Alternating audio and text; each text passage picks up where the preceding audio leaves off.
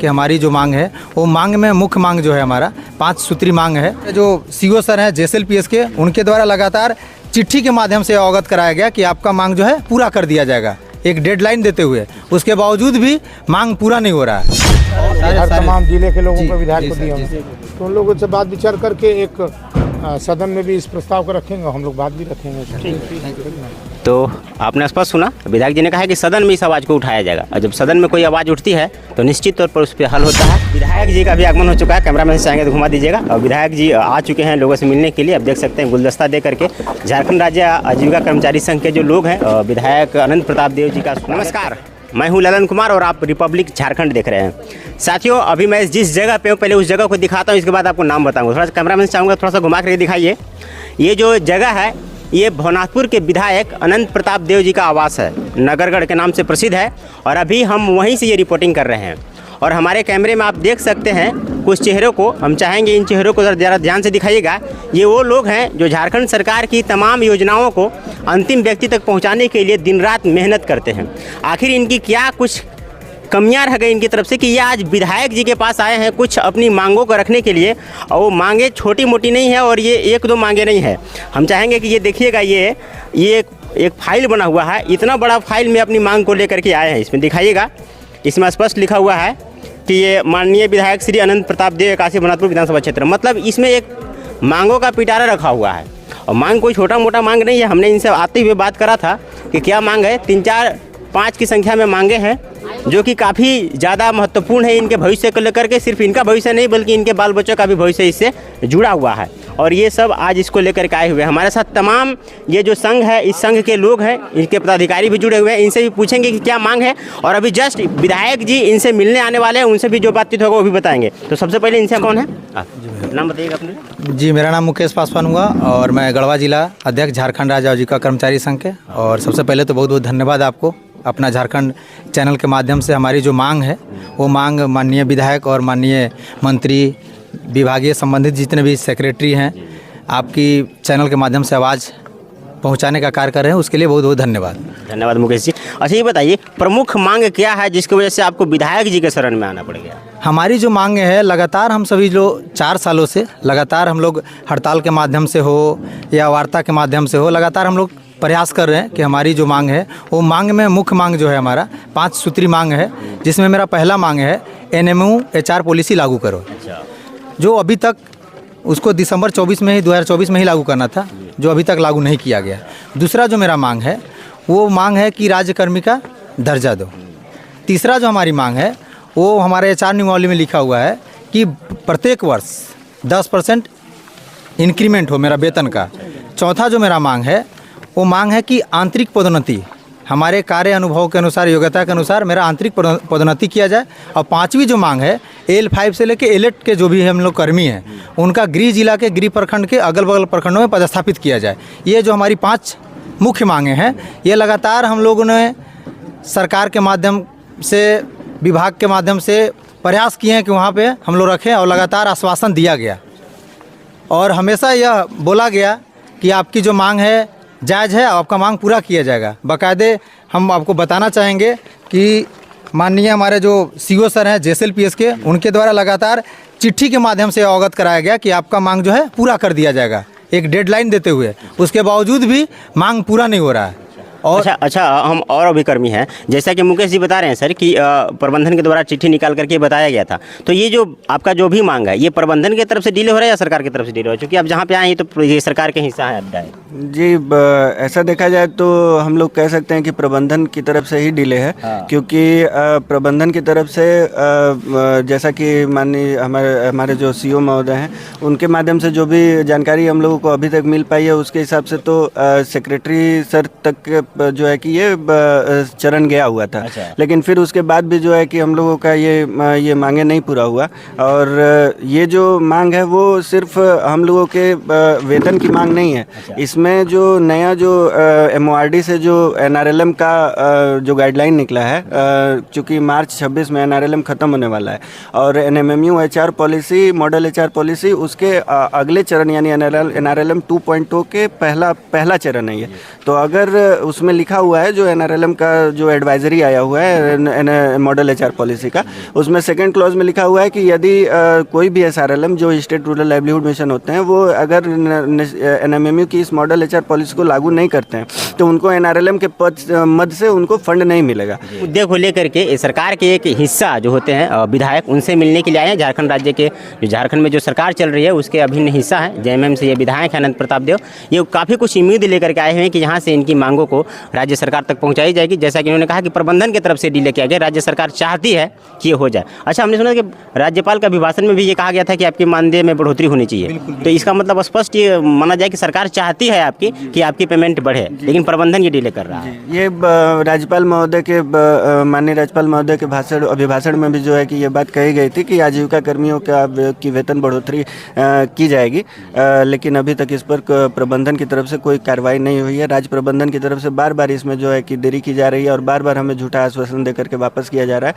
ये पहली बार नहीं है कि जो हम लोग हड़ताल कर रहे हैं। आज से जो है कि 4 साल से ये संघर्ष चल रहा है हमारे और प्रबंधन के बीच में।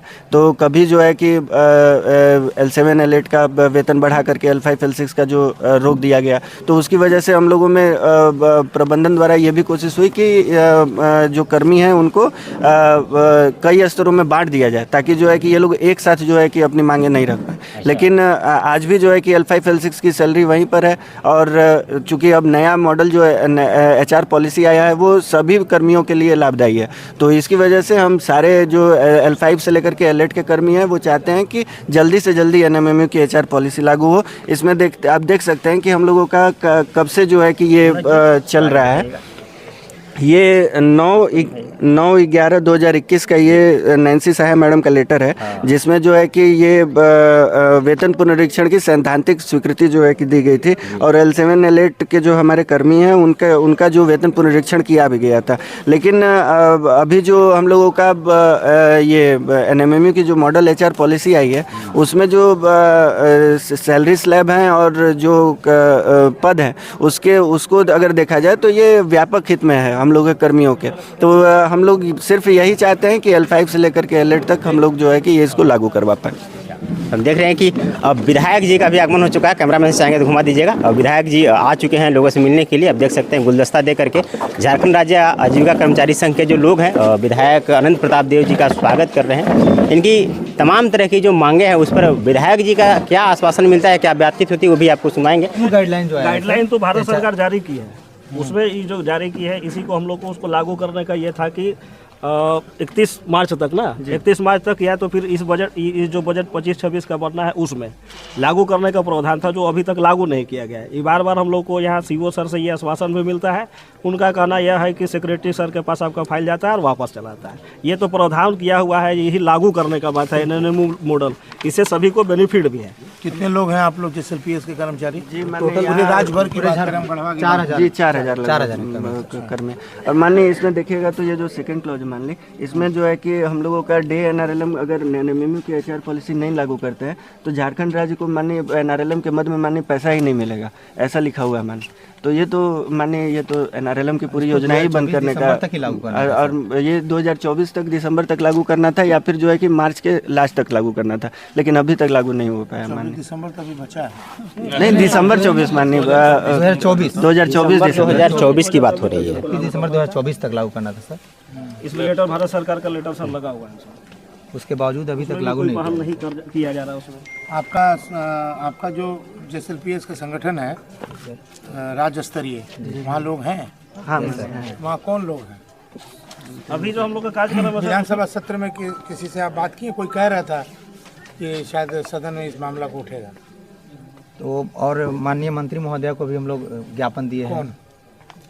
सारे दीपिका पांडे सिंह जो है हमारे, वो बोले कि ठीक हम इस पर विचार कर रहे हैं। सारे तमाम जितने भी जुड़े हुए पदाधिकारी हैं, सेक्रेटरी महोदय से भी बात हो रहा है, CO महोदय से बात हो रहा है। तो उन लोग किसका है? दीपिका जी का है जी, ग्रामीण विकास विभाग के अंतर्गत JSLPS कार्य करता है।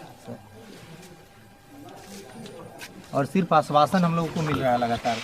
सर कि आपका मांग जायज है, ये पूरा होना चाहिए। राज्यपाल का अभिभाषण में भी लिखा हुआ था, माननीय राज्यपाल के, कि इनका जो भी होगा, जैसे सरकार आपका गठन हुआ, जस्ट बाद एक अभिभाषण हुआ था, उसमें पॉइंट नंबर 30 में लिखा हुआ था कि जो जेएसएलपी से कर्मी उनका पेमेंट में बढ़ोतरी की जो प्रावधान की गई थी, उनके लिए बजट किया गया था। तो मतलब ये साफ है कि राज्य सरकार तो चाहती है कि इनका भविष्य सिक्योर हो, लेकिन बावजूद इनके प्रबंधन जो है इनके साथ मजाक कर रहा है। तो राज्य सरकार के इसके पीछे क्या एक्शन होना चाहिए, हम ये जानना चाहेंगे। हम लोग का जो इनका आवेदन है, हम लोग ग्रामीण विकास मंत्री को आवेदन के साथ हम लोग बात रखेंगे और माननीय मुख्यमंत्री से बात रखेंगे कि भाई इनका निष्पादन कराइए। मतलब ये देखा जाए कि सरकार हो या सरकार के जो वंश हैं वो आपके साथ हैं, ये जैसा दिखाई पड़ा, पर प्रबंधन आपकी नहीं सुन रहा है। तो प्रबंधन सुनाने के लिए तो सरकार के लोग, ये सरकार ही कर सकते हैं।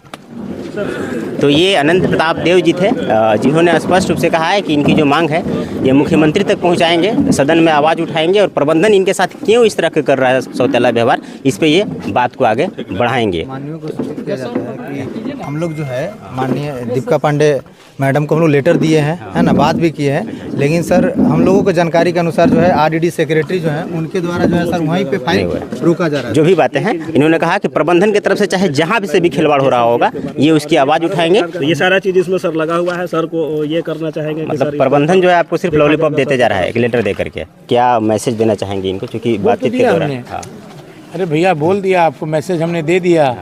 माननीय मंत्री महोदया जिस विभाग की हैं उनको हम लोग उनसे मिलके इनकी बात को रखेंगे और माननीय मुख्यमंत्री जी प्रबंधन इनके साथ सौतेला व्यवहार कर रहा है। कि मेरा जो भी पेच फंस रहा है, जहां हम लोग हड़ताल के दरमियान हो, चाहे विभागीय संबंधी जितने भी सीओ सर हमारे जो हैं जेएसएलपीएस के, उनके द्वारा हमेशा यह आश्वासन दिया जा रहा है कि आपका फाइल हम प्रबंधन के द्वारा बढ़ा रहे हैं, लेकिन आपका जो फाइल जाके सेक्रेटरी आरडीडी सेक्रेटरी के पास जाके स्टॉप कर जा रहा है। तो हम माननीय से आग्रह करें कि अगर आपके माध्यम से आरडीडी, वही तो हमने आपको कहा कि जब सत्र अभी चलेगा जी सर 11 तक, तो 7 या 8 तक, 8 को जो है मिलके जो है क्या नाम है, जो हम ही एक विधायक को तो नहीं दिए होंगे, नहीं सारे हर तमाम जिले के लोगों को विधायक को दिए होंगे, तो उन लोगों से बात विचार करके एक सदन में भी इस प्रस्ताव को रखेंगे, हम लोग बात भी रखेंगे। तो आपने स्पष्ट सुना, विधायक जी ने कहा कि सदन में इस आवाज़ को उठाया जाएगा, और जब सदन में कोई आवाज़ उठती है तो निश्चित तौर पर उस पर हल होता है।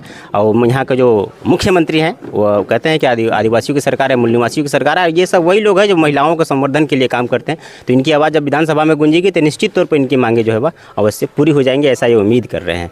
तो आपने जो सुना अनंत प्रताप देव जी को, इस पे आप क्या कहना चाहेंगे, कमेंट करके अपना जवाब दे सकते हैं। कैमरा पर्सन मनोज जी के साथ मैं अनिल कुमार, रिपब्लिक झारखंड, गढ़वा। जय हिंद। subscribe www